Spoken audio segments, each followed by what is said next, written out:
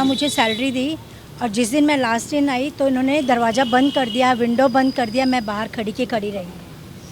और किसी ने अंदर से, वो लोग देख रहे हैं, दीपक सोनी ने अंदर से देखा, वो देख रहा है मुझे, बट उसने ना दरवाज़ा खोला ना कुछ। और मैंने उसको देखा, वो बाहर खड़ा था जब भी मैं आई। और जैसे मैं ऊपर सीढ़ियाँ चढ़ के ऊपर पहुँची, उसने दरवाज़ा बंद कर दिया था। उन्होंने मुंह पे दरवाज़ा बंद कर दिया। और ना सैलरी के लिए मुझे पूछा ना कुछ। और अभी तक, आज तक देखो, मेरे को ना सैलरी दी है ना कुछ, और मैं वैसे की वैसे हूँ। 2 months 13 days। मुझे अभी ये नहीं, मुझे अपनी सैलरी चाहिए। और होगा तो 1-2 थप्पड़ भी लगा दूंगी सोनी को। इससे सोनी से चाहिए, सुरेश ठाकुर से चाहिए जो एडवोकेट है, और संजीव पुरी से चाहिए। बिकॉज वो लोग इतना बदतमीज़ी कौन करता है कि आते देखते हो आके सीधा दरवाज़ा बंद कर देना, विदाउट एनी इन्विटेशन। वो लोग मुझे बाहर निकाल रहे हैं। एटलीस्ट बताओ तो सही, एक मुझे बताओ कि भाई हमें नहीं चाहिए स्टाफ, तो हम अपने आप निकल जाएंगे ना। लेकिन ये तरीका तो नहीं है इनका। दल की सदस्य है और अभी उसने ज्वाइन किया था, 2.5 महीना उसने काम किया, लेकिन उनको सैलरी के लिए हम लोग सब लोगों ने फ़ाइट किया, लेकिन यहाँ के प्रेसिडेंट उनकी सैलरी देने को तैयार नहीं है। और इनके मुंह पे दरवाज़ा बंद किया और वो लोग अंदर से हंस रहे थे। और हम लोग चाहते हैं कि वो लोग माफ़ी मांगे और इनकी सैलरी दे, या और इनको साथ में जॉब भी दे, या फिर उनको 1 महीना एक्स्ट्रा सैलरी दे के वो क्लोज़ करें। अगला कदम यही है कि हमको फ़ाइट करना है और उनको इनसे माफ़ी मांगनी चाहिए। सबसे पहले तीनों न्याय चाहिए, हमें न्याय चाहिए। We want justice. ज्या संस्थेत महिला आहे, सदस्य आहे, ज्या महिलेची ती सदस्य असूनही ती 2 महिने संस्थेचं काम बघतीये आणि तिचा अपमान होतोय, तिला धक्काबुक्की होतीये। आमची महिला कुठे सुरक्षित आहे? ती मिडल आहे, म्हणजे अशी नाही आहे की ती 20 वर्षाची आहे। तिच्या संगती वयाचं पण भान न बघता तिला शिडीमध्ये ढकलून देणं, धक्काबुक्की करणं, हे कोणत्या संस्थेत? सेवाभावी तुम्ही संस्था जेव्हा उभी करता तर त्या संस्थेमध्ये 10-20 लोकांचं हे घेतलं आणि लोकांची सेवा करण्याची संस्था आहे। मग तिथे असे आहे का की ह्या महिलेने जॉब केला, जॉब करणाऱ्या महिलेला पगार न देता धक्काबुक्की करणं हे कितपत योग्य आहे? याची दखल घ्यावी, यांच्यावर कायदेशीर कारवाई व्हावी। जर यांच्यावर कारवाई व्हावी, महिलेची तिचा हक्क मिळावा, तिचा अधिकार मिळावा, तिचं पेमेंट तिला मिळावं। नाही तर ह्या आम्ही महिला शक्ती, जे आम्ही सदस्य आहोत, ह्या महिला आम्ही इथून पुढे मोर्चा काढणार आणि कायदेशीर कारवाई झाली पाहिजे। आमची ही मांग आहे महिलांची की एका महिलेचा अपमान म्हणजे सगळ्या महिलांचा अपमान। हिला न्याय मिळावा ही आमची अपेक्षा आहे। आम्ही रस्त्यावर मोर्चा काढू, यांची त्यांच्या घरी आणि संस्थेचं कामकाज बंद पाडू, ही आमची विनंती आहे न्यूजवाल्यांना आणि पोलिसांना आणि सरकारला पण आहे की तुम्ही म्हणता महिला सुरक्षित आहे, पण कुठेही महिला सुरक्षित नाही। सेवाभावी संस्थेमध्येही महिलावर अन्याय होतात। कितपत महिलांनी अन्याय सहन करायचे? सुषमा सूद को 3 महीने पहले जो है हिमाचल मित्र मंडल के लिए कार्यरत के रूप में, एक क्लर्क के रूप में हमने नियुक्त किया था। हिमाचल मित्र मंडल के अध्यक्ष श्री सुरेश ठाकुर ने इसको अपॉइंटमेंट दिया भी कि आप ऑफिस में आके काम करो। और 3 महीने काम करने के बाद भी ना फर्स्ट मंथ में उसको सैलरी दी गई, ना सेकंड में दी गई, ना थर्ड में दी गई। उसके बाद भी उसको काम छोड़ने के बाद भी आज 20 दिन हो गया, उसको कोई भी सैलरी या पगार नहीं दी गई है।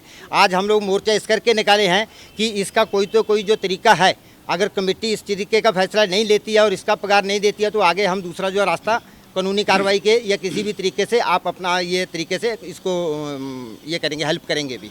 और जिधर भी हमें करना पड़ेगा, बिल्कुल हम सब लोग जितने भी हैं, महिला मंडल है और हम लोग सब मिलकर इसका पूरा तन मन धन से सहयोग करेंगे। और सहयोग करने के बाद जिधर हमें जाना पड़ेगा, कोर्ट कचहरी करना पड़ेगा, जिधर भी जाना पड़ेगा, इसका हम पूरा तय दिल से ये करेंगे, काम करेंगे। संतोष ठाकुर। ये हमारे हिमाचल मित्र मंडल में इनको अपॉइंट किया गया था। हमारे प्रधान जी, प्रेसिडेंट जी, उनके बोलने के ऊपर किया गया अपॉइंटमेंट को। फिर कुछ दिनों के बाद में इनको जो ऑफिस के जो स्टाफ है दीपक सोनी, वो इनको तंग करने लगा। इन्होंने मुझे कंप्लेंट भी की थी, तो मैंने ये मैटर अपने जो कमेटी में भी रखा और हम लोग पुलिस कंप्लेंट करने वाले थे उसके लिए। तो उन्होंने बोला कि भाई पुलिस कंप्लेंट आप मत करो, ऐसा नहीं तो मंडल में आज तक कभी पुलिस आई नहीं है, तो कभी भी आप ये काम नहीं करो। इसके लिए हम लोग पुलिस स्टेशन में तभी गए नहीं थे। वो मुझे ऐसा लगता है कि वो हमारी सबसे बड़ी गलती थी। उसके बाद में इसको वो कभी बोलता है कि ऑफिस के अंदर नहीं बैठने का, बाहर जाके बैठो, इस तरह से उनको जलील किया। अगर मेरा क्या बोलने का मतलब कि अगर आपको उसको नहीं रखना था, कोई बात नहीं, ठीक है आपको, लेकिन अगर आपने मीटिंग में भी रेजोल्यूशन निकाला कि भाई हमको ये लड़की नहीं रखनी है, तो आपको उसको बाकायदा एक लेटर देना चाहिए था, या उनको वर्बली प्रेसिडेंट या सेक्रेटरी या जो वाइस प्रेसिडेंट है उनका काम है उसको बोलने का, ना कि कोई क्लर्क का। वो क्लर्क अपना सेक्रेटरी संजीव पुरी जी, और वो हमेशा इधर पे हफ्ते में 3 दिन आते थे, इनके साथ में बैठ के खाना भी खाया उन्होंने।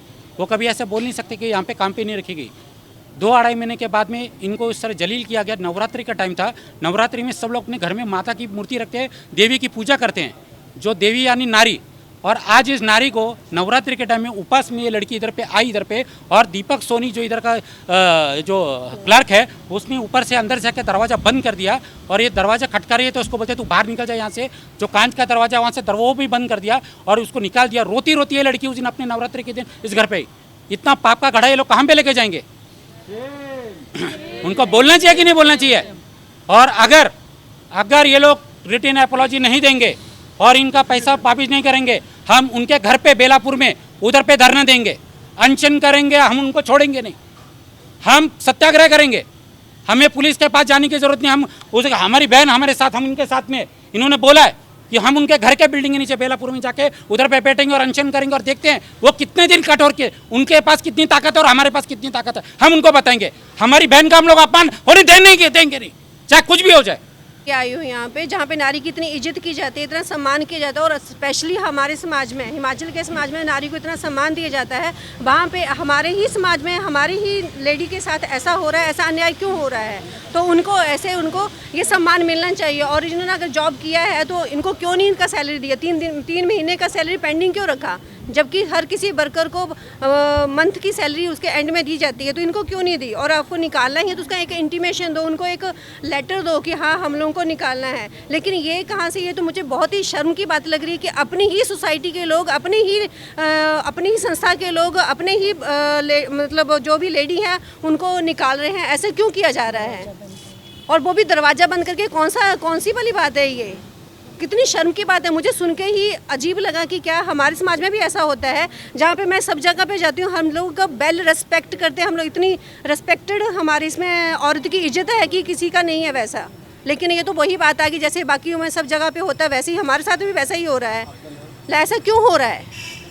तो प्लीज़ मुझे ये है कि मैं सुरेश जी को भी यही बोलना चाहूँगी कि सुरेश जी, मुझे आपसे ये वाली मतलब बिल्कुल भी ये नहीं था कि आप ऐसा कर सकते हैं। तो जो भी है तो प्लीज़ इस मैटर को सॉल्व किया जाए, और अपना और हमारी नारी जाति की इज्जत को रखा जाए, जैसे बरकरार रखते हैं वैसे रखा जाए। और हमारा मान है और हम लोग माता रानी को पूजते हैं।